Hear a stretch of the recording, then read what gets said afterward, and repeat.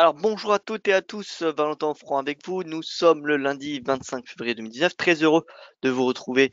J'espère que vous avez passé un très bon week-end. Alors ce week-end, nous avons une déclaration de Donald Trump indiquant qu'il allait prolonger la trêve commerciale. Donc, c'est une bonne nouvelle pour les valeurs risquées, dont les bourses chinoises qui bondissent de 5% ce matin. Donc voilà, un énorme bond en Chine. Au Japon, c'est un peu plus limité, mais on a quand même des gains de 0,5%, ce qui n'est pas négligeable. Le MSCI Asie ex Japon s'adjuge de 0,60%. Bref, on a plutôt de l'appétit au risque ce matin, même si voilà, ce scénario a quand même été pas mal intégré dans les prix. Euh, on a quand même un facteur qui est voilà positif pour les valeurs risquées ce matin. Les bourses européennes devraient ouvrir dans le vert. Au niveau du Forex, on a les devises commodities comme l'AUD et le NZD qui surperforment bien évidemment. Et on a le One également qui est en hausse et qui est même à un plus haut depuis le mois de juillet de l'année dernière. Donc voilà, tout ce qui est valeurs asiatiques et surtout corrélées à l'économie chinoise, eh bien, sont en hausse ce matin. Et voilà, alors que les valeurs refuges, tout ce qui va être yen, dollar, eh bien, sont voilà, sous-performent clairement le FX ce matin. Alors, avant toute chose, je vous invite à prendre connaissance de l'avertissement légal sur le risque. Donc, le trading avec effet de levier amplifie toujours les gains et les pertes. Un compte risque limité prend un risque de perte du capital investi. L'investissement sur compte titre prend un risque de perte en capital. IG fournit exclusivement un service d'exécution d'ordre. Cette présentation est à titre indicatif et ne saurait être considérée comme un conseil ou une recommandation. Alors, annonce de ce matin et de hier, pardon. Donc, au niveau du Brexit, on a Theresa May qui projetterait de reporter le vote au 12 mars au lieu de mercredi.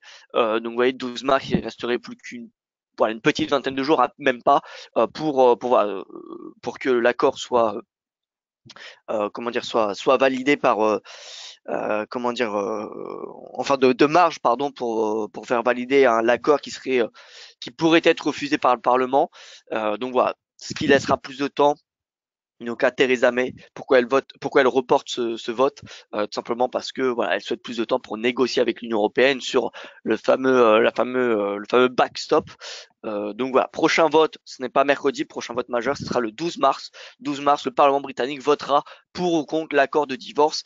S'il n'y a pas d'accord et si voilà, le Royaume-Uni veut reporter le Brexit, eh bien ce matin on a l'UE qui a indiqué, enfin en tout cas selon Bloomberg, qui voilà indiquerait que s'il y a un report du Brexit, ça sera au moins jusqu'en 2021. C'est-à-dire qu'il n'y aura pas de report de 6 mois du Brexit ou de 1 an. S'il y a un report, si les Britanniques veulent un report du Brexit, c'est au moins jusqu'en 2021. Il faut savoir que les élections générales au Royaume-Uni auront lieu en mai 2022 puisque les élections anticipées, je rappelle, c'était en mai-juin 2017. Donc c'est 5 ans, les élections générales, le mandat est de 5 ans. Donc voilà, Theresa May, son mandat pourrait se terminer le 5, 2022, voire avant, parce que vous savez qu'au Royaume-Uni, c'est pas comme en France, c'est-à-dire que voilà, on peut avoir des élections anticipées, c'est pas fréquent, mais ça arrive quand même, voilà, ça arrivait quand même pas mal, quelques fois depuis le début de du 21e siècle. Donc voilà, c'est arrivé, il me semble, à 3 reprises. Alors c'est information confirmée, mais bref. Donc voilà, les élections anticipées, ça arrive au Royaume-Uni, ça arrivait la dernière fois en 2017. Donc ça peut très bien arriver plus tard si Theresa May n'arrive pas à trouver un accord. C'est imaginable qu'on ait des élections anticipées, puisque voilà, Theresa May aurait tenté le tout et voilà. Bref, hier, plutôt vendredi soir, excusez-moi, à Wall Street, on a une clôture positive. Hein. Les techs qui ont surperformé, on le voit, Nasdaq a pris 0,79%, le DXY qui a perdu 0,10% hier, vendredi, pardon, excusez-moi. Forcément, quand on a de l'appétit au risque, on a généralement une baisse du DXY. Le VIX a baissé, il est un plus bas depuis le mois de septembre. Hein. VIX à 13,51, c'est extrêmement faible. Voilà. Ce matin, on a le 10 ans qui est stable à 207%, le yen qui recule, hein, forcément, si on a de l'appétit au risque, on a le yen qui recule, le gold est en hausse parce qu'on a une baisse du dollar, le dollar qui sous-performe comme je vous l'ai dit ce matin, le Nikkei et le MSCI Asie ex-Japon sont également en hausse. Voilà. Alors bonjour tout le monde, j'espère que vous avez la forme. Bonjour à tous, voilà, bonjour François, bonjour Gilles, Loïc, Gérard, Raymond, bonjour à vous tous. Si vous pouvez me confirmer que l'image de son fonctionne correctement, ça serait Parfait. J'espère que voilà, vous allez bien et que vous avez passé un excellent week-end. Un excellent week-end. Voilà, donc au niveau du calendrier économique, écoutez, on n'aura rien de prévu aujourd'hui. Ça sera une journée vraiment voilà, calme sur les marchés normalement. Rien n'est attendu de majeur. Donc voilà. Alors, comme je vous l'ai dit, on a le one qui est un plus haut. Alors, tac, voilà. Le yuan qui est un plus haut depuis juillet 2017 face au dollar. Donc, vous voyez que le yuan est revenu à son niveau du 17 juillet à peu près, pardon, 11 juillet. Donc voilà, donc ça témoigne de l'appétit au risque, hein. Dès que le USD-CNH est en baisse, c'est de l'appétit au risque, c'est bullish or, c'est bullish euro et c'est bullish marché action. Voilà, c'est de l'appétit au risque. C'est un autre baromètre, il en existe des tas de baromètres, mais voilà, l'USD-CNH en baisse, c'est risk on. C'est risk on. Donc voilà, donc USD-CNH, prochain support c'est 6,6. Voilà, donc plus on va tendre vers un accord commercial, plus le yuan s'appréciera. Ça, ce mouvement haussier, je vous rappelle, euh, c'était lorsqu'on avait le début des tensions commerciales, de la guerre commerciale entre les États-Unis et la Chine. Donc c'est là où le dollar s'est envolé face au yuan. Donc on peut s'attendre. Alors si on a un accord commercial, on va pas s'attendre à une correction intégrale, puisqu'on n'est plus du tout dans le, enfin on n'est plus du tout, on n'est pas dans le même, comment dire, contexte économique. Je vous rappelle qu'en début 2018, fin 2017, on était dans la croissance mondiale qui était extrêmement forte. Donc voilà, donc la Chine forcément en profitait énormément et c'est ce qui justifiait le yuan à ses plus bas depuis pas mal de temps. Euh, donc voilà, l'USD-CNH en baisse. L'USD-CNH en baisse. Moi, je pense qu'on peut s'attendre, s'il y a un accord commercial, à un retour à 6,6, voire même 6,5. D'accord? Donc en clair, si on a des perspectives baissières sur l'USD-CNH, c'est pas forcément facile de trader l'USD-CNH. Il y en a qui n'aiment pas trader l'USD-CNH. Sachez que le gold est corrélé à l'USD-CNH, tout comme l'euro. Enfin, il n'y a pas de corrélation directe entre l'euro-dollar et l'USD-CNH, mais si on regarde, voilà, le coefficient de corrélation, il est extrêmement petit parce que, comme vous le savez, que ce soit la Chine et la zone euro, eh bien, c'est les deux plus grandes puissances économiques après les États-Unis ou voilà, ou avec les États-Unis. Voilà. Top 3 des économies, c'est quoi? C'est la zone euro, la Chine et les États-Unis. D'accord? La Chine est en train de dépasser les États-Unis. Ensuite, bon, il y a les États-Unis et ensuite il y a la zone euro. Donc forcément, si la zone euro va bien, si on a un regain de confiance dans l'Europe, la zone euro, enfin la monnaie unique est privilégiée, le dollar est en baisse, puisque le dollar, vous le savez, c'est une devise enfin, c'est considéré quand même comme une devise refuge. Alors c'est pas comme le yen, c'est pas comparable au yen, mais voilà, si on a de l'appétit au risque, c'est positif pour l'euro et c'est positif pour le yuan. D'accord? Donc si la Chine va bien, ça fait pression sur le dollar, ça fait mécaniquement remonter l'euro. Comme on le voit ce matin, on n'a pas forcément de bonnes annonces pardon, en zone euro, et pourtant l'euro a progressé cette nuit. D'accord? Donc voilà, baisse de l'USD-CNH, c'est positif pour l'euro-dollar. C'est également positif pour l'or qui est à 1330, vous voyez. Alors moi, l'or, personnellement, je m'attends à une petite consolidation. Vous voyez, comme tout rebond, vous voyez là les rebonds qu'on a. Ensuite, on a des périodes de consolidation. Donc, je ne serais pas surpris si on a au moins une semaine de consolidation. Vous voyez là, on avait eu un rebond. On a eu plusieurs chandeliers. On a eu 5 chandeliers, donc une semaine de consolidation. Pareil, impulsion, une semaine de consolidation. Impulsion, là, on a eu 3 semaines de consolidation. Ici, 2 semaines. Bref, je pense qu'on peut au moins s'attendre à ce que le gold se maintienne entre voilà 1333 et 1320 finalement sur du moyen terme, enfin sur cette semaine. Donc je suis plutôt neutre sur l'or cette semaine. Alors je vais passer tout de suite au marché action.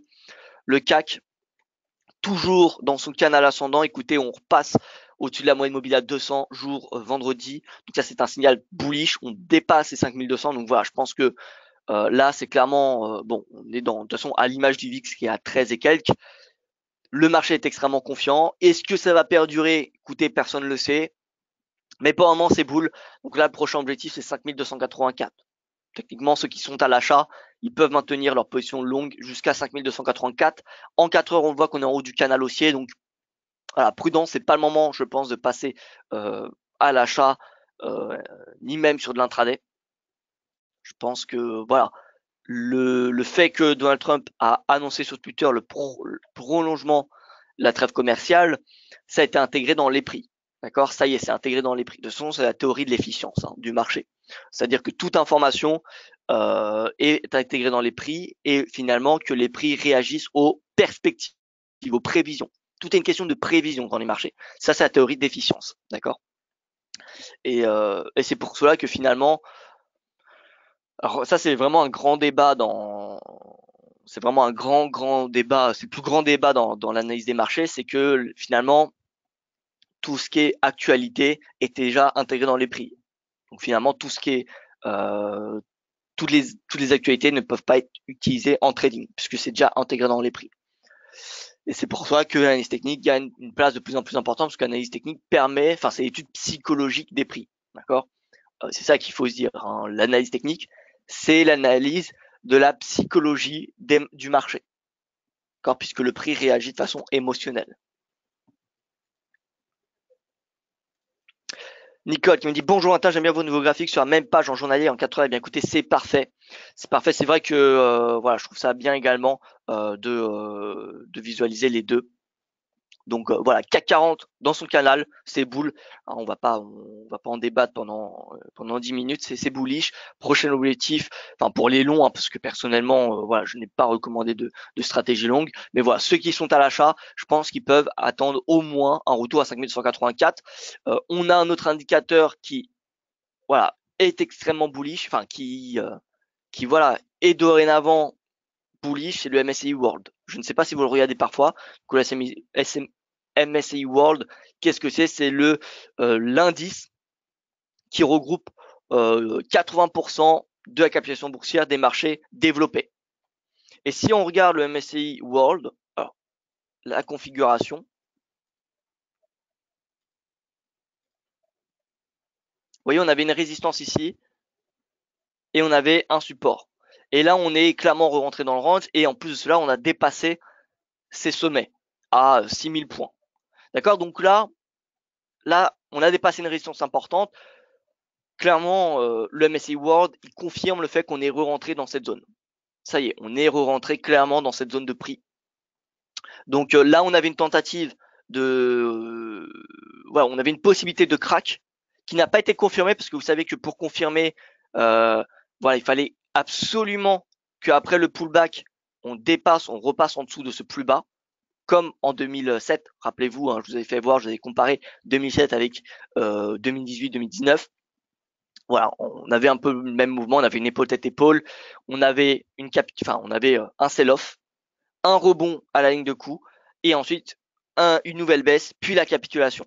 Là, on a clairement dépassé bien les différentes résistances, que ce soit le bas du range, que ce soit sur le S&P 500, la ligne de coup de l'épaule tête épaule, on est repassé au-dessus de la moyenne mobile à 200. Donc finalement, cette tentative de sell-off, de correction, est clairement annulée dorénavant.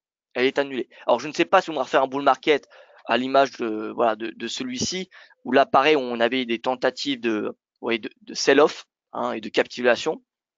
Au final, le S&P avait pris 30%, le MSCI World à peu près également. Vous voyez là, du plus bas au plus haut, on avait pris 60%, mais si on prend par rapport au sommet, on avait pris une trentaine de pourcents. Donc là, je dirais que on est reparti pour le moment un 2015. On ressemble davantage à un 2015 qu'à un 2007 dorénavant. Parce qu'en 2015, là c'est pareil, vous voyez, on avait une espèce de épaule, une tête, une épaule, on avait eu le mouvement de sell-off, on avait dépassé cette ligne de coup, et finalement on avait réintégré. Donc là, je pense qu'on est à peu près voilà, on ressemble beaucoup à cette zone de marché. Voilà, on ressemble beaucoup à cette zone-là. Donc voilà, maintenant, pour anticiper un bull market sur du long terme, il va falloir qu'on redépasse les plus hauts historiques. D'accord? Donc ça passe par une hausse des marchés américains, parce que les marchés US, c'est quoi? C'est près de 60% de cet indice.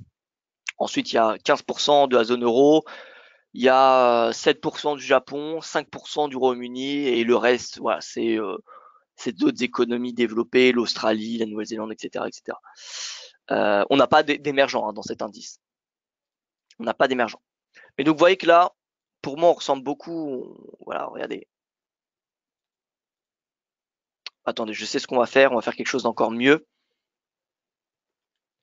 Donc là, on va se mettre sur un an, d'accord? MSCI World. On va ouvrir un deuxième graphique en dessous avec le MSCI World. Cette fois-ci, on va se mettre en 2015.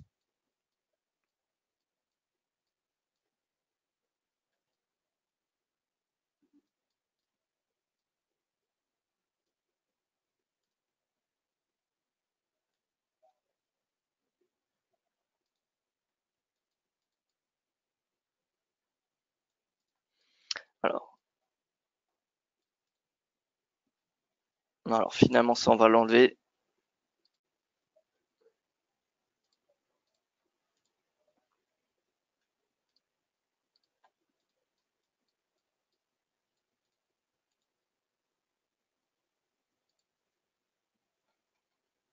Donc là, on est sur du weekly. MSCI World Weekly, vous voyez, top, top, creux, creux. Donc, sommet, creux, c'est un range. Là, on est re-rentré dans un range. On avait une tentative de sortie, une tentative de capitulation. Enfin, la capitulation, on pouvait se l'attendre si on avait le breakout de ce support. Ça n'a pas été le cas.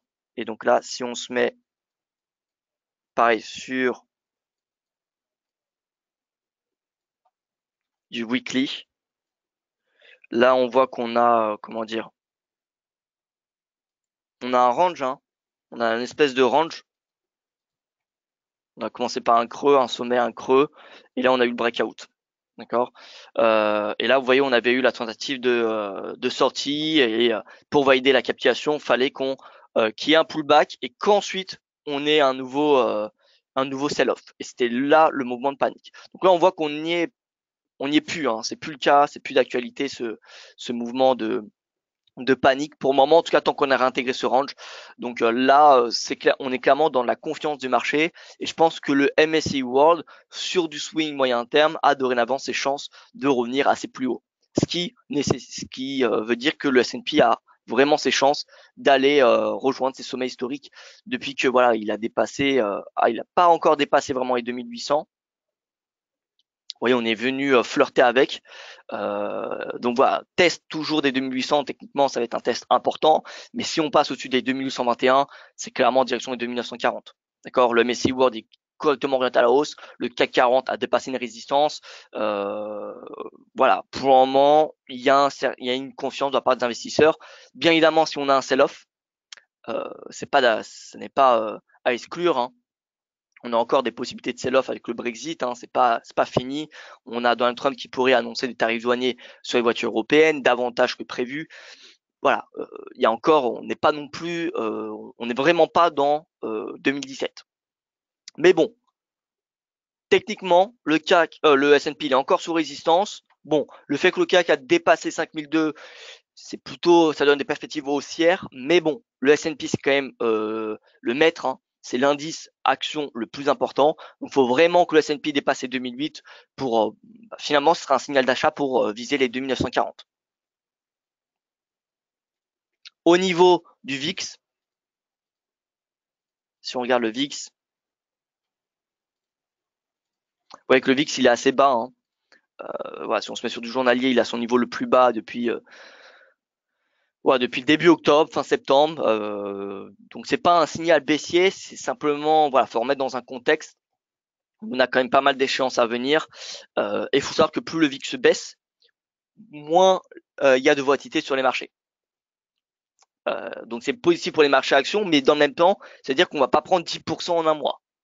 D'accord, on n'est plus dans le mouvement de janvier, qui était normal puisqu'on avait un VIX extrêmement élevé. Plus on a un VIX élevé, plus il y a de volatilité, que ce soit positive ou négative. D'accord. Et plus le VIX est bas, moins il y a de volatilité sur la S&P.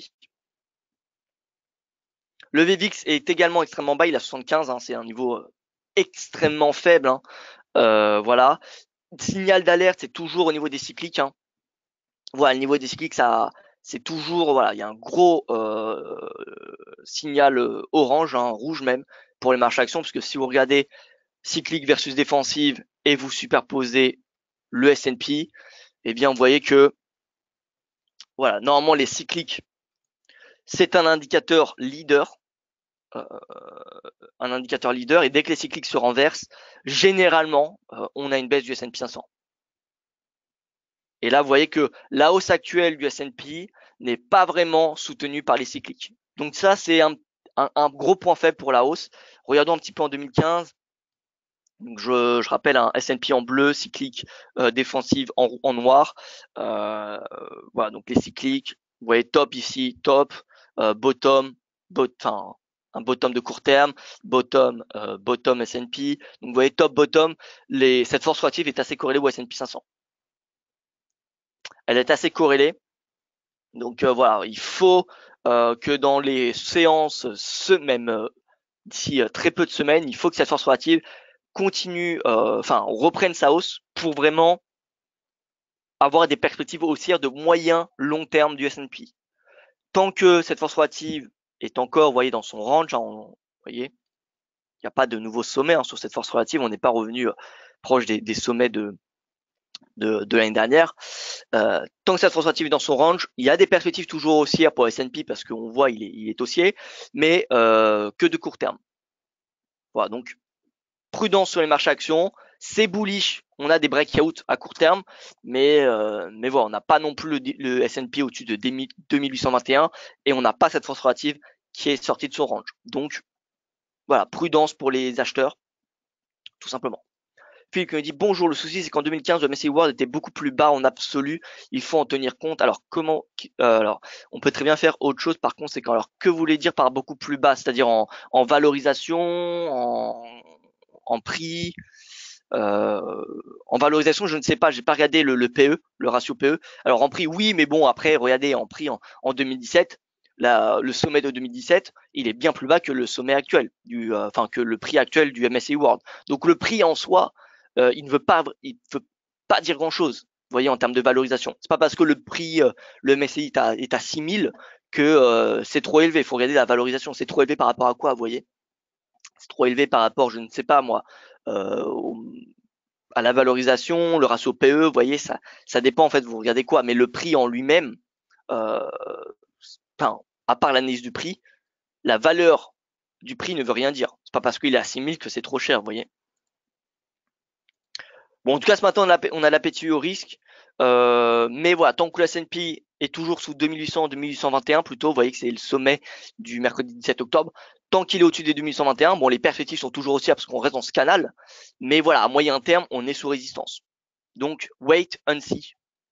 C'est vraiment le mot pour le S&P. Soit on dépasse les 2121, ça viendra confirmer le signal haussier du CAC 40, et dans ce cas-là, on ira chercher 2940. Ou soit on sort par le bas de ce canal, et là, c'est retracement jusqu'à 2006. 2006 qui correspond, vous voyez, à ce plus bas, hein, dans un premier temps. On peut aller chercher beaucoup plus bas. D'accord? Donc là, pour le moment, S&P sous résistance.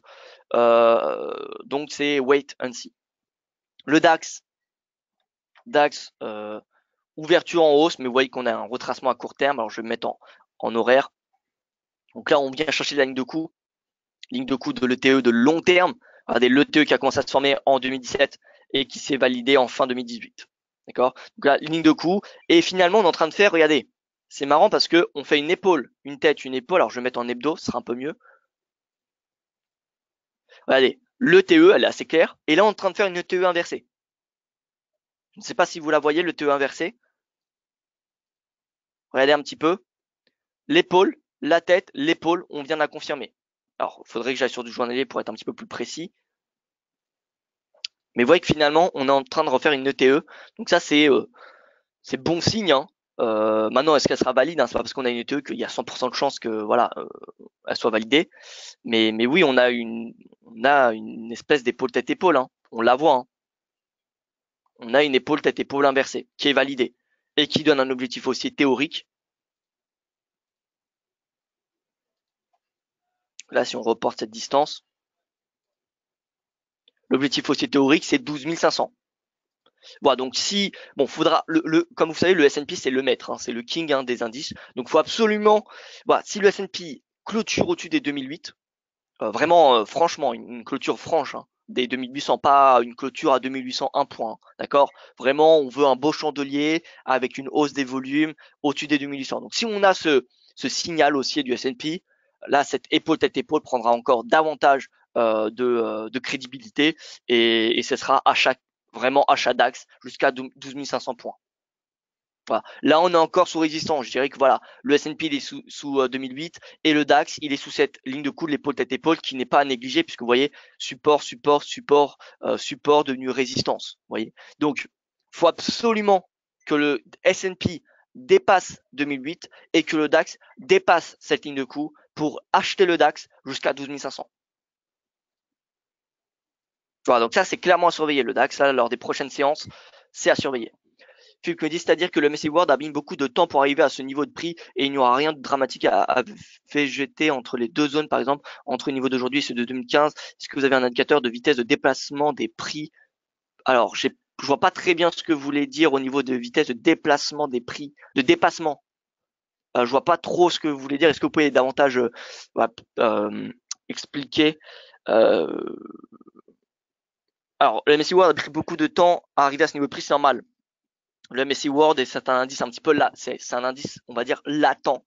D'accord, ça regroupe les marchés les plus développés, Japon, Europe, États-Unis pour faire voilà, et Amérique du Nord plutôt pour faire voilà, pour un petit peu globaliser, pour pas être trop dans les détails, mais donc c'est normal. C'est normal qu'il soit plus latent. Le MSCI World, il est clairement tiré par Wall Street. Si Wall Street il est en baisse, hein, le MSCI World il sera en baisse, d'accord. Donc c'est normal que le MSCI World sera latent, mais justement c'est un indicateur de par sa globalisation, c'est un indicateur mondial, hein. Enfin c'est un indice mondial, d'accord.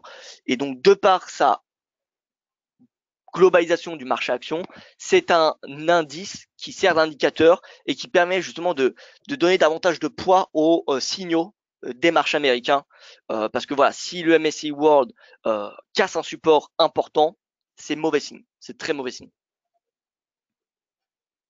Pour voir la force de cet indice sans parler de surachat. Alors la force, son état de forme. Alors son état de forme, vous pouvez regarder par exemple une force relative. Une force relative entre le MSCI World et le MSCI World. Entre pardon, le MSCI World et le S&P 500. Bon, faut savoir que le MSCI World il sous-performe le S&P 500. Mais encore une fois, c'est un indice qui est global. D'accord? Donc le MSCI World, c'est un peu le benchmark du marché action mondial, puisqu'il regroupe les marchés actions Europe, monde et Japon. D'accord? C'est l'ensemble de ces actions. Donc, faut pas s'attendre à ce que l'indice MSCI World, c'est un baromètre du marché action. D'accord? Donc, c'est sans doute le deuxième indice action le plus important après le S&P 500. Donc, il y a le S&P qui est pour moi le plus important. Bon, le Nasdaq également. Et ensuite le MSCI World. D'accord? Voilà. Donc son état de forme est largement inférieur à 2015. Alors, bon, moi j'ai pas trop d'arguments, je pourrais pas vous dire oui, non. Son état de forme, techniquement, alors le MSCI World qu'on a, hein, il est ici. Alors, ça c'est quoi? C'est le, non ça c'est le ex-US, donc MSCI World.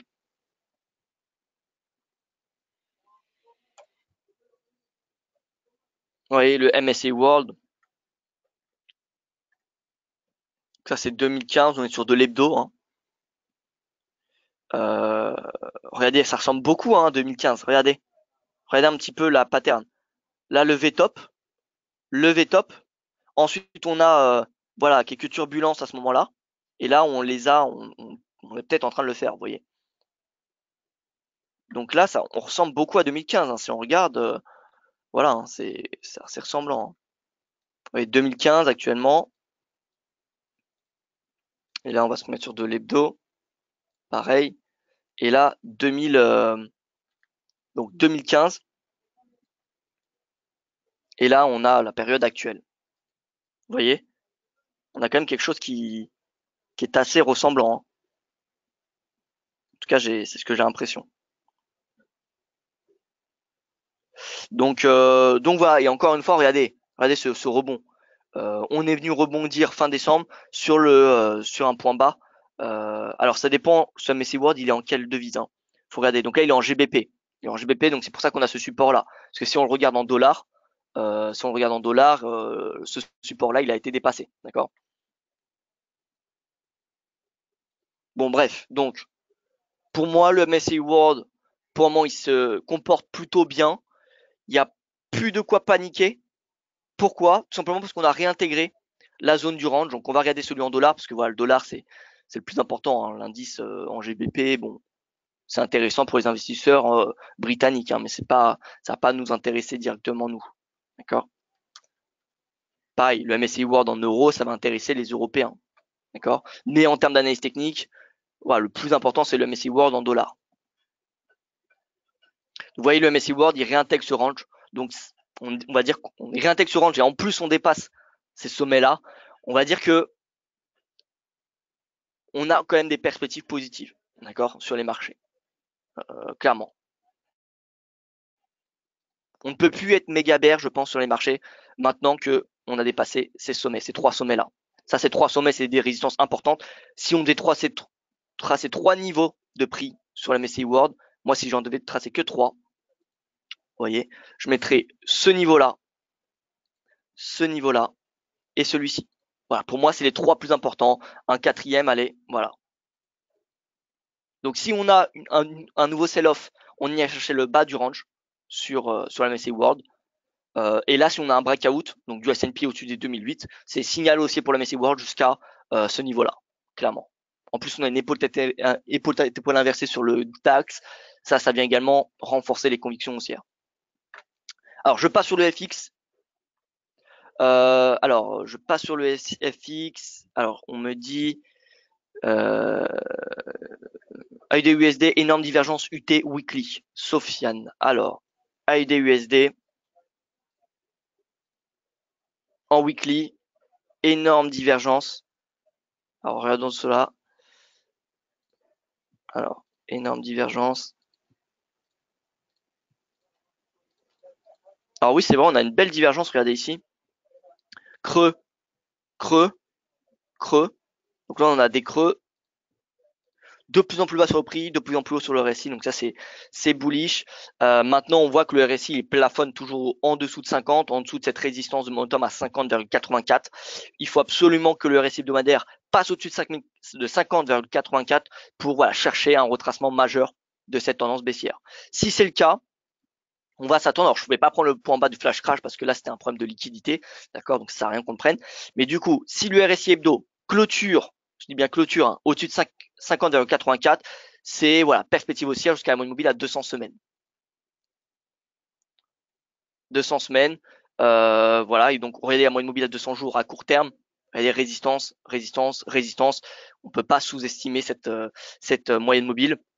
Donc voilà, si le RSI hebdo passe au-dessus de 50,84 et le RSI journal et le prix passe au-dessus de sa moyenne mobile à 200 jours, c'est direction la moyenne mobile à 200 semaines qui est à environ 0,75. 0,75, donc c'est par ici. Vous voyez. Donc voilà, l'AUD-USD, wait and see. Wait and see, l'AUD qui est soutenu, enfin qui est extrêmement corrélé au yuan. Vous savez pourquoi, hein, l'économie australienne est quand même assez dépendante de l'économie chinoise.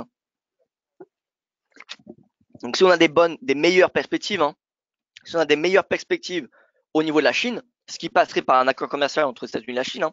Donc si on a des meilleures perspectives en Chine, on aura des meilleures perspectives pour l'Australie. Et donc l'AUD se renforcera. C'est pour ça que l'AUD est extrêmement influencé par les négociations commerciales entre les États-Unis et la Chine. Pour le moment, l'AUD sur l'hebdo, il n'y a rien à faire, hein. Moi, je vois pas vraiment ce qui est possible. Ah, on dirait qu'il y a un peu un espèce de diamant en hebdo, hein. Regardez. Alors, c'est l'impression que j'ai, hein. Attention, je vérifie.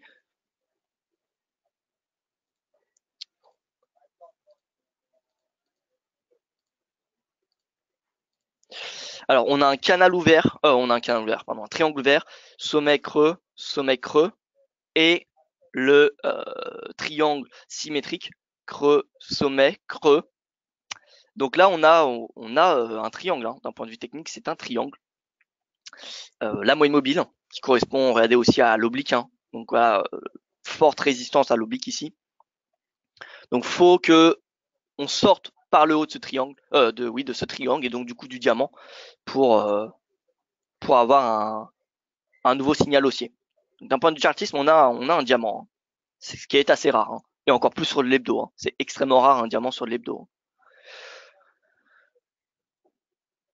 Dès que c'est vrai qu'il y a une épaule, il y a une espèce d'ETE en UT daily. Alors, aujourd'hui c'est la journée des ETE à ce que je vois, hein. Donc DXY, journalier. Alors, ETE. Alors, moi, je la vois pas le TE, hein, en journalier. Alors, si vous la voyez, n'hésitez pas à la décrire, hein. Essayez de me dire le top, enfin, l'épaule où elle est. Moi, je vois pas d'épaule, tête-épaule, hein. Peut-être en hebdo, c'est un peu plus clair. En hebdo, on a un pseudo épaule tête-épaule, hein, finalement. La ligne de cou qui ressemble au bas, hein.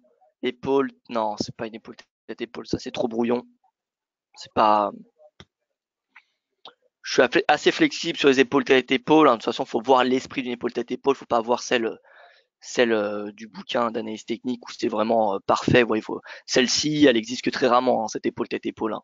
D'accord. Souvent, c'est voilà, c'est un peu plus brouillon, hein. Voilà, une épaule tête-épaule. Celle-ci, c'est l'épaule tête-épaule parfaite, hein. Faut voir vraiment l'esprit d'une épaule tête-épaule.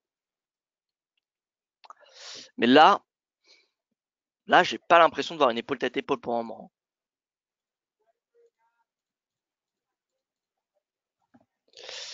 Voilà, bon, en journalier, en tout cas, le DXY, bon, renversement sous ce sommet, on le voit.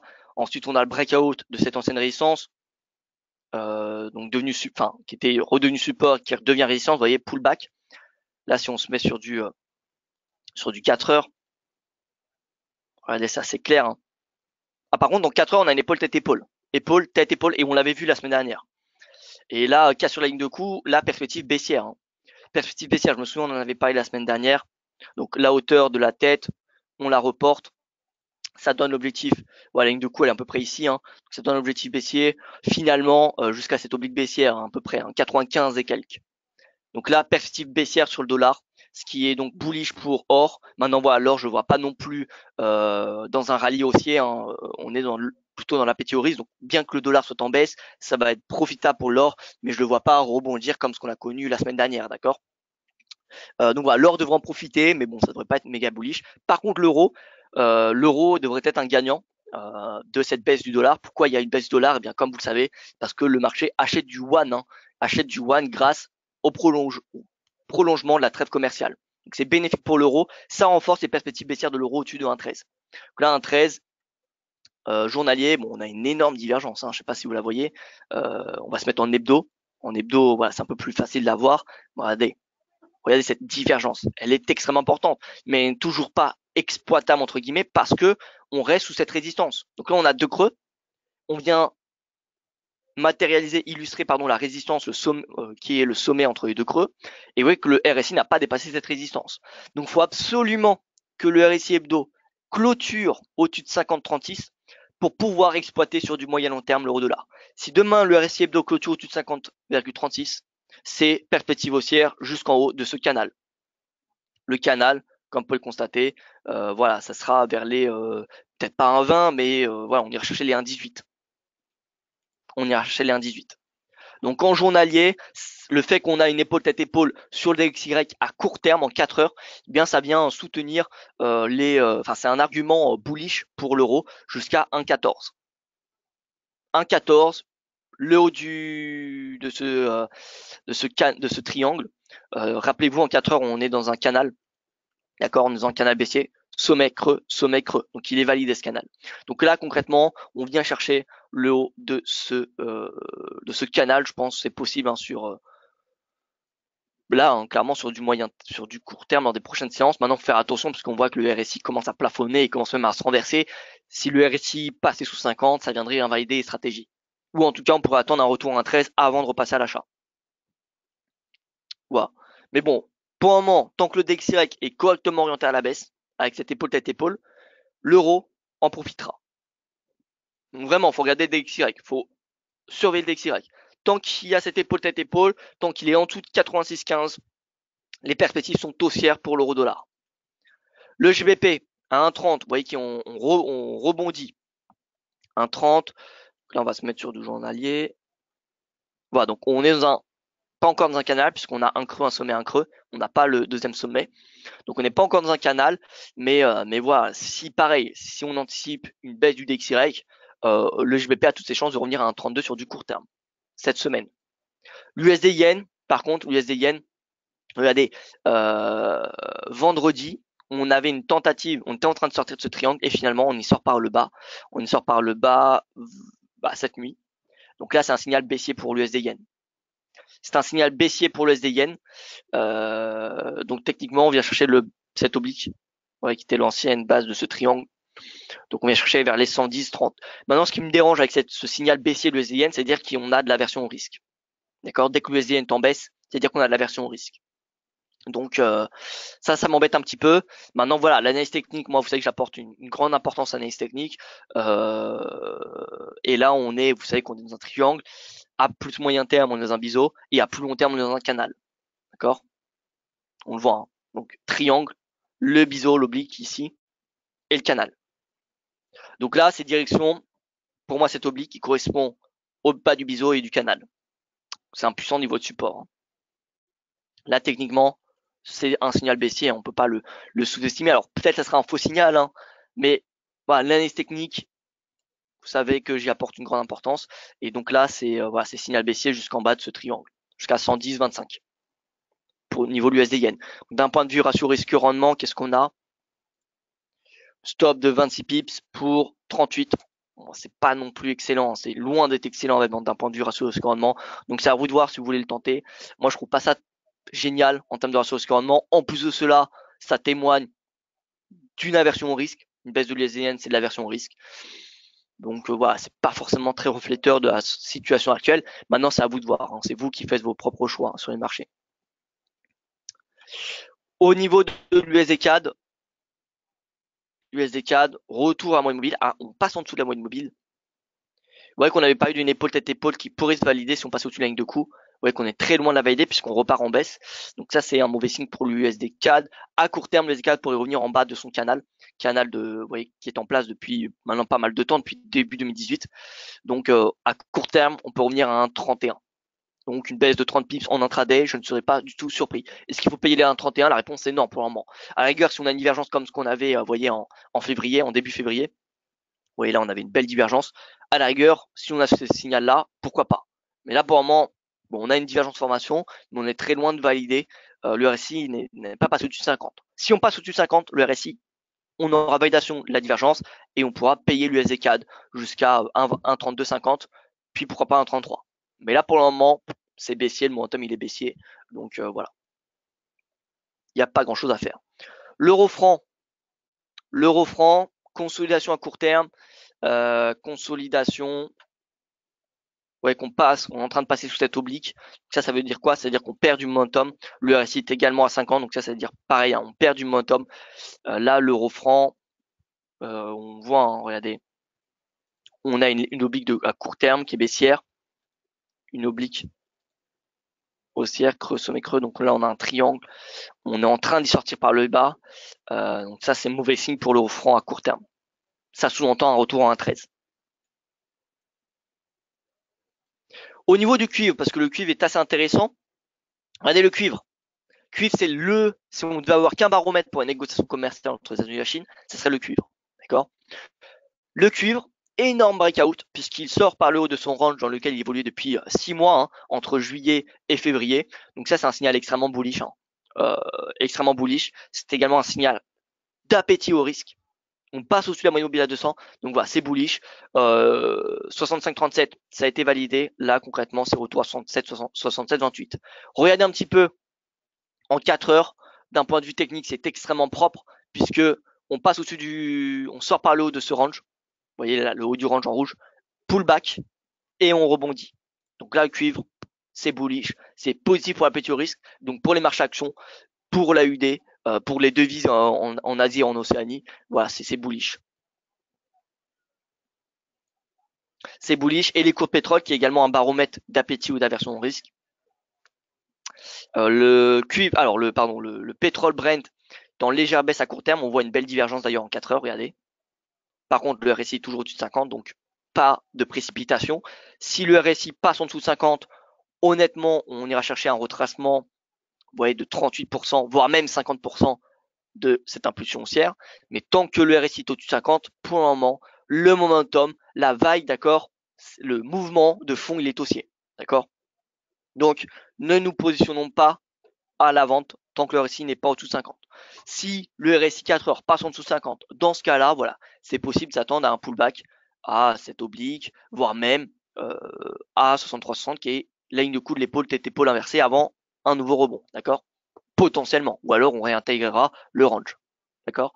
Mais voilà, vraiment, faut attendre le RSI 4 heures parce que 50 c'est un niveau de support au niveau du RSI et on a souvent, je ne dirais pas qu'il y a la plupart du temps un rebond, mais on a généralement des rebonds à 50. Ça arrive, d'accord? Donc, ne nous précipitons pas à la vente du pétrole. Si le RSI 4 heures passe sous 50, dans ce cas-là, oui, on pourra tenter un short jusqu'à voilà l'oblique puis 63,60. Mais tant que le RSI est au-dessus de 50, honnêtement, restez à l'écart. Et WTI, qu'est-ce qu'il dit le WTI? Est-ce qu'il y a une divergence également? Oui, oui, regardez. Les sommets sont de plus en plus bas sur le RSI, alors que les sommets sont clairement de plus en plus hauts sur le prix. Donc là, pareil, on a une divergence. Si le RSI passait en dessous de 50, ce qui est encore pas du tout le cas puisqu'on est à 57, on irait chercher un retracement d'environ, voilà, dans l'idée, dans le meilleur des cas, je pense qu'on irait chercher 50%. À noter qu'on est en train de faire un biseau, creux sommet, creux, et là on est en train, voilà, on n'a pas fait le sommet, mais on voit qu'on y est proche. Donc voilà, peut-être que finalement, ouais, au lieu de prendre ce sommet-là, si on prend ce sommet,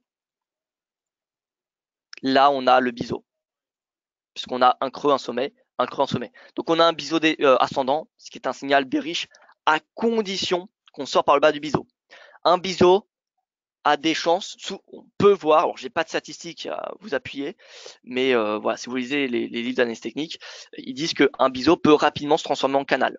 Donc, ça veut dire quoi? C'est-à-dire que si on passe, si on sort par le haut, si on dépasse cette oblique, le biseau se transforme en canal. Donc finalement, cette oblique-là, d'accord, on la reportera au sommet. Et voilà, on aura une idée plus précise des objectifs. D'accord? Donc, pareil, un biseau, comme toute figure chartiste, le breakout n'est pas anticipé. On aura un biseau seulement si on passe en dessous de cette oblique support. Si on passe en dessous de cette oblique, c'est signal baissier. Signal baissier important, parce qu'on ira chercher un retracement déjà à ce support, mais ensuite on ira chercher dans le fond les plus bas. Voilà. Donc vraiment là, ce support là, il est à... Mince, j'ai supprimé. Pour le moment, voilà, on n'est pas dans un canal. On est en train de former un biseau, mais voilà, c'est pas encore...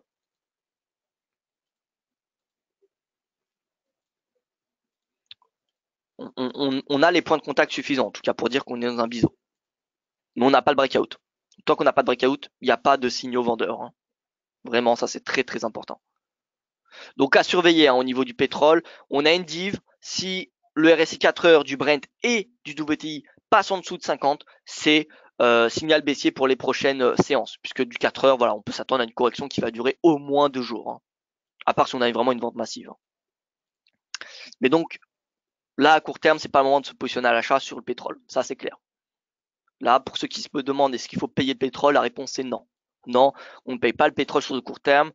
Pour un moment à court terme, rien à faire. Alors, je retourne sur le CAC. Je vois qu'il n'y a pas de questions pour le moment, ou alors j'ai pas répondu aux questions. Décret qui expose. Alors, 2015, investisseurs, d'accord. Donc ça, j'ai répondu. Un mot sur le GBP/USD. Donc ça, on l'a fait. Voilà. Donc CAC. Vous voyez l'euphorie, hein, ce matin. Vous voyez comme quoi ça a été quand même pas mal intégré dans les prix, hein, le fait qu'on a un prolongement de la trêve commerciale, puisque dans la logique, on aurait dû avoir un bull market, hein, ce matin. Enfin, on devrait avoir une hausse importante. Vous voyez que tout est dans les prévisions. Et ça justifie bien que finalement, depuis le début de février, qu'est-ce qui soutient les prix? Bon, on a les banques centrales, mais on a également cette spéculation d'investisseurs qui aura un prolongement de la trêve commerciale. Donc c'est déjà intégré dans les prix. Voilà.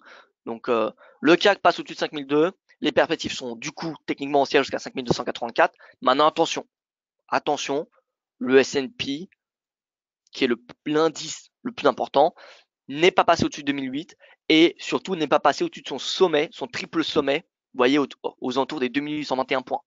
Tant qu'on n'est pas au-dessus des 2821 points, les perspectives à court terme des indices est limitée.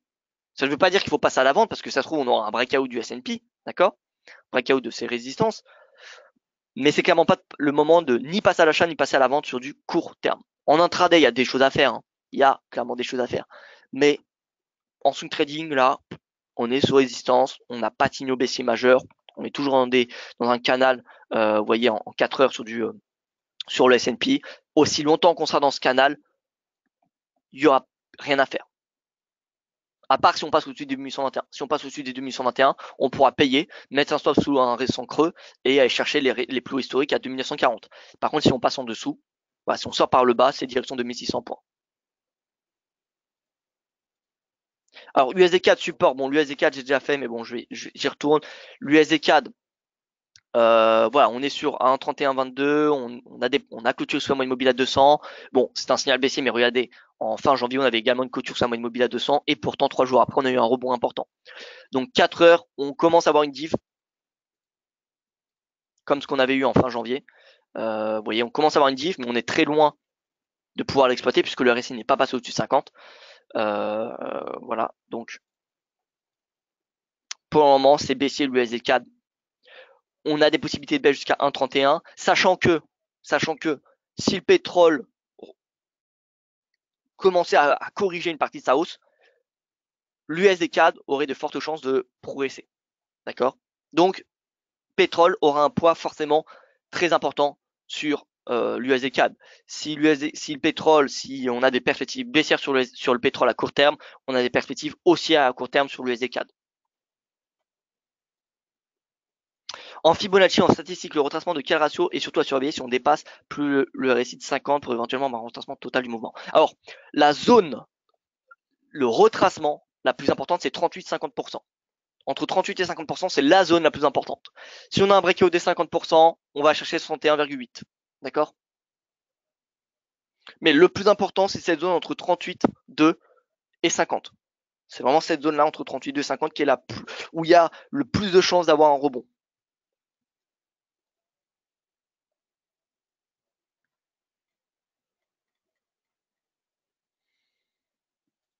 Voilà, donc en conclusion, perspective baissière pour le dollar cette semaine, pour les paires pour le dollar et donc haussière pour les paires en dollars, étant donné que le DXY la semaine dernière a validé une épaule tête épaule et que l'objectif théorique est au moins jusqu'à 80, et il est à 95 points. Perspective baissière pour le dollar, c'est donc perspective haussière pour l'euro, pour le JBP et pour l'or. D'accord. Maintenant, je pense que la devise qui en profitera, l'actif qui profitera le plus de la baisse du dollar, ça sera l'euro, parce que l'or, si on a l'appétit au risque qu'on a depuis ces dernières semaines, l'or a des chances de sous-performer l'euro cette semaine. Par contre, si on a un sell-off sur les marchés actions, l'or sera bien évidemment l'actif qui surperformera l'euro. Je pense que sur du court, moyen, long terme, vous le savez, hein, l'actif qui a le plus de chances, pour moi, qui est le grand gagnant de la guerre commerciale, c'est l'or. Qu'il y ait un accord ou pas, personnellement, je suis bullish sur l'or. Vous le savez, j'ai écrit un article la semaine dernière dessus. Pour ceux qui ne savent pas les arguments, je vous invite à lire mon article sur l'or. Tac.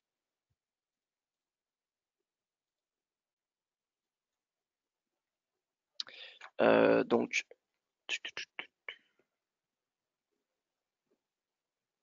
alors, voilà, le cours de l'or, le grand gagnant. Voilà, c'est cet article-là. Pour ceux qui ne savent pas pourquoi je suis aussi sur l'or qu'il y a un accord commercial ou non, je vous invite à lire cet article. Pour le très court terme, un indice à surveiller aujourd'hui. Alors, très court terme, indice à surveiller. Alors, pour moi, là où il y a des choses à faire à très court terme, ça va être le CAC et le DAX. Regardez pourquoi. Parce que le CAC, qui est dans un canal, on a une divergence baissière, mais bon, voilà, 5002 niveau de support à court terme, résistance 5284. Bon, on n'ira pas chercher ce 5284 en intraday, ça je vous l'assure, hein. Je vous l'assure. Mais bon, 5200, ça sera un support et on pourrait aller chercher rapidement si on a un début d'aversion au risque. Et surtout le DAX, regardez, il est entre il est entre quel seuil? Entre la ligne de coude, l'épaule, tête, épaule et les 11 426 qui fut auparavant un support très très important. Vous voyez ici, support, support. Donc voilà. Donc là, le DAX, on a une zone assez intéressante ici de travail entre 11 426 et la ligne de coup. Si on passe au-dessus de la ligne de coup et que le S&P passe au-dessus des 2008, je rappelle, le S&P, hein, c'est vraiment un indice à surveiller, peu importe l'indice que vous tradez en swing trading. Si on passe sous l'épaule, la ligne de coup de l'épaule tête épaule, la ligne de coup de l'épaule tête épaule, ça sera signal haussier jusqu'à la moyenne mobile, jusqu'à 11 800, etc., etc. Voilà. Par contre, si on passe au-dessus des 11 426, c'est réintégration de ce canal. Ouais, c'est pardon, on repasse en dessous du coup de cette oblique. Et là, du coup, c'est un retour assez bas. Hein. C'est un retour au moins 10 800. Donc là, on est dans une zone assez sympathique à travailler, à surveiller en tout cas pour le DAX.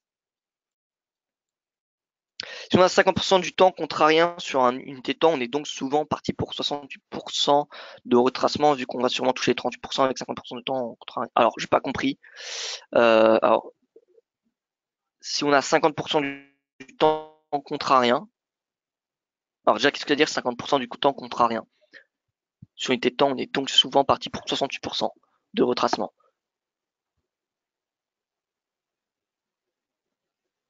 Alors, j'ai pas compris votre question, Philippe, si vous pouvez être un tout petit peu plus clair. Alors, non, c'est les niveaux à surveiller. Hein. Les niveaux de Fibonacci, c'est là où il y a le plus de chances d'avoir un rebond, une fin où la correction a des chances de se terminer. D'accord? C'est-à-dire que 38% de retracement, le seuil de 38%, le seuil de 50%, les seuils de 68%, de 62%, c'est les seuils où il y a le plus de chances d'avoir un retour dans la tendance de fond. Donc, par exemple, si on a une baisse, il y a de fortes chances qu'on ait des acheteurs qui se remanifestent une fois que la tendance, que 38% de la tendance sera corrigée, ou une fois que 50% de la tendance sera corrigée, ou une fois que 62% de la tendance sera corrigée. Voilà, 50%, c'est un chiffre de Fibonacci. Ça revient pas du ratio d'or, mais c'est un seuil psychologique. Bien évidemment, si on trace 50%, psychologiquement, c'est important. D'accord. Et le Bund, bullish, plutôt baissier. Alors, bullish ou plutôt baissier? Alors ça, c'est une excellente question. Très, très, très, très bonne. Alors, moi, vous savez que, bon, Bund, c'est assez compliqué, hein, parce que qu'est-ce qui fait varier le Bund? C'est les banques centrales. Hein. Les banques centrales, les obligations, c'est les banques centrales. Voilà. Et puisqu'on a potentiellement un nouveau TLTRO, ce qui sous-entend la politique monétaire accommodante qui va se prolonger, c'est-à-dire une liquidité qui progresse, et donc on voit que eh bien c'est bullish. Maintenant, voilà, c'est compliqué de s'attendre à un Bund plus élevé. Un Bund plus élevé, c'est-à-dire des rendements négatifs sur l'Allemagne. Alors ça a déjà été vu en 2015, même en 2016, etc. Mais on est, pour le moment en tout cas, et les prévisions, on n'est pas du tout dans les mêmes prévisions que ce qu'on était en 2015. D'accord? En 2015, on avait toutes les banques centrales quasiment qui achetaient des obligations à tour de bras. On avait des QE de toutes les banques centrales. Voilà, ça achetait de partout. D'accord?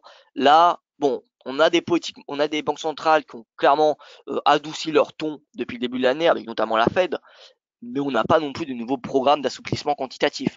Donc pour le moment, un retour à 166 $, ça me semble extrêmement compliqué. Déjà un retour là, vous voyez, 165, alors, pardon, 165, on va le mettre en rouge, c'est un seuil psychologique, 165, bien évidemment, 165 €. Voilà, regardez la vente à 165. En plus de là, on a une grosse divergence en journalier, bon, mais bon, RSI il est toujours au-dessus de 50, vous voyez, il se maintient. Donc tant que le RSI il est au-dessus de 50 en journalier, et je dirais même en hebdo, alors en hebdo il est bien bullish hein, quand même. Vous voyez 61, mais il commence à baisser. Bref, tant que le journalier il est au-dessus de 50, pour le moment il n'y a rien à faire. Par contre, si le RSI passe en dessous de 50, première prévision, elle sera baissière jusqu'en bas de ce canal. Hein.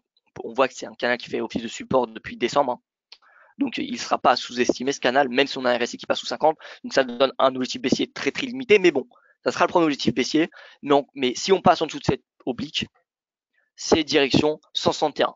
Mais fondamentalement, pourquoi on aurait une baisse du Bund? Si on a une baisse du Bund, c'est-à-dire des politiques monétaires qui deviennent plus au quiche, d'accord? Ou en tout cas les prévisions, surtout les prévisions des investisseurs, c'est-à-dire que les investisseurs prévoient des politiques monétaires plus accommodantes, plus restrictives. Ce qui passe donc par des meilleures prévisions de croissance mondiale et donc par un accord commercial, un accord sur le Brexit. Parce que ce qui empêche les investisseurs vraiment d'être optimistes, en tout cas en Europe, c'est le Brexit. Pourquoi les investisseurs n'investissent pas vraiment? Pourquoi les marchés pourquoi les investisseurs n'investissent pas réellement en Europe et en zone euro actuellement? C'est le Brexit. Brexit, le Royaume-Uni, c'est le premier impacté, mais on ne sait pas ce qui va se passer si on n'a pas d'accord sur le Brexit. Déjà que l'économie allemande ralentit énormément, on est à la limite de la récession. On est dans un trou d'air au niveau de l'économie de la zone euro. Si en plus on n'a pas d'accord sur le Brexit, les prévisions économiques à court terme, enfin pour les prochains mois, même quelques années, seront extrêmement négatives pour la zone euro. Donc il y a encore de plus de chances que la politique monétaire de la BCE soit accommodante et donc qu'on ait un Bund qui progresse. Donc vraiment là, le Bund c'est les banques centrales, c'est les prévisions concernant les banques centrales. Quand vous tradez le Bund, c'est vous tradez les probabilités de hausse des taux ou de baisse des taux. D'accord? Un Bund haussier, ça veut dire que on a des banques, enfin le marché qui anticipe une banque centrale davantage dovish. Si on a le Bund qui est baissier, c'est-à-dire que le marché anticipe les banques centrales, pas que la BCE, c'est les banques centrales, puisque la liquidité elle est mondiale dorénavant, elle n'est pas contenue dans une seule région, d'accord? Bien évidemment, la banque centrale qui a plus d'impact sur le Bund, c'est la BCE. Mais regardez, le pic du Bund, c'était quand? Le pic du Bund, c'était en 2015. Fin 2015, début 2016. C'est quand on avait toutes les banques centrales la Fed venait terminer son QE, mais voilà, concrètement, c'est quand on avait les banques centrales qui, si on devait ajouter tous les bilans, si on devait les additionner, c'est là où les banques centrales achetaient le plus d'obligations. Donc voilà, bien évidemment, la première banque centrale, c'est la BCE, la première banque centrale qui influence le Bund, c'est la BCE, mais il faut regarder ça sur le plan mondial, d'accord? Et si demain la Fed, imaginons, arrête son programme d'assouplissement quantitatif, de son programme, justement de diminution de son bilan, ça serait positif pour le Bund. Voilà, donc là le Bund, d'un point de vue technique, on attend que le RSI passe en dessous de 50, ça donnera une perspective baissière jusqu'à 163 €. Maintenant, tout va se jouer à cette oblique. Si on passe en dessous de cette oblique, on ira utiliser des retracements de Fibo. Déjà retracement de 38%, puis 50, puis 61, etc., etc. Personne ne sait quand est-ce que la tendance va se terminer à la baisse, si on a une tendance baissière. Donc il faudra descendre ses objectifs petit à petit. Après ça, c'est du money management, etc.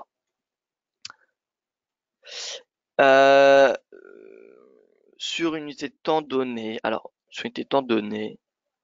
Alors non, pas d'unité de temps donnée. Alors, est-ce qu'on peut aussi prendre en compte le temps que l'on passe? Est-ce qu'on peut aussi prendre en compte le temps que l'on passe à retracer? Alors oui, le temps que l'on passe à retracer, c'est le momentum. Le momentum, c'est quoi? C'est prix et temps, prix et durée. Plus un mouvement est rapide, et moins il y a de chances de retracement. Par exemple, on a un énorme breakout, une euphorie, enfin vous voyez un momentum énorme, le retracement est généralement faible. Maintenant, si on a une légère tendance haussière, le retracement se fait de façon plus importante.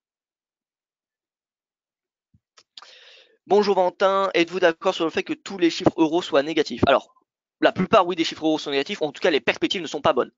Négatif, ça dépend de ce que vous appelez négatif. Le PMI manufacturier est passé en contraction. Maintenant, le PMI service, il est encore bon. Et le PMI composite, il me semble qu'il est au-dessus de 50.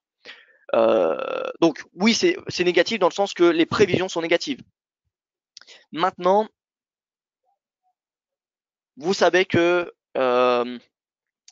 c'est une question de prévision, de consensus. D'accord?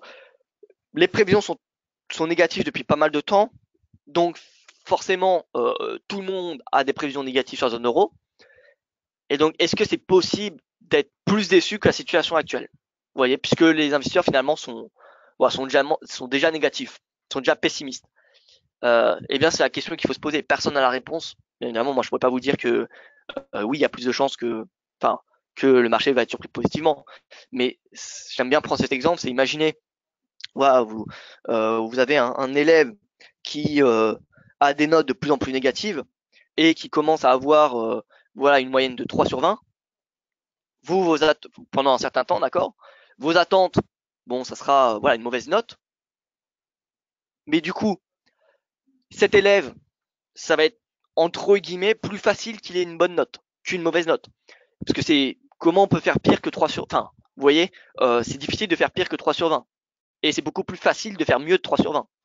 Même si l'élève, il n'est pas très bon, vous voyez. Donc c'est un petit peu la même logique derrière. Et à l'inverse, si on a un élève qui est en moyenne 19 sur 20, ça va être compliqué qu'on soit surpris positivement, puisqu'on a déjà des attentes élevées. Vous voyez?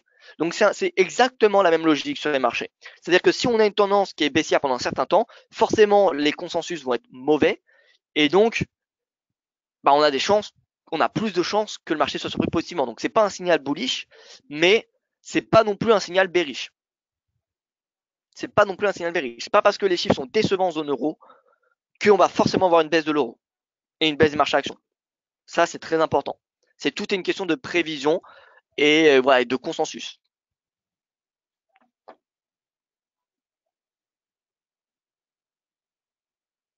Voilà donc pour ce point de marché, écoutez, moi j'ai rien d'autre à rajouter. Merci pour votre attention, je vous souhaite une excellente journée et je vous dis à demain pour mon prochain point de marché puisque vous retrouverez Johan Nizar pour son webinaire spécial crypto-monnaie.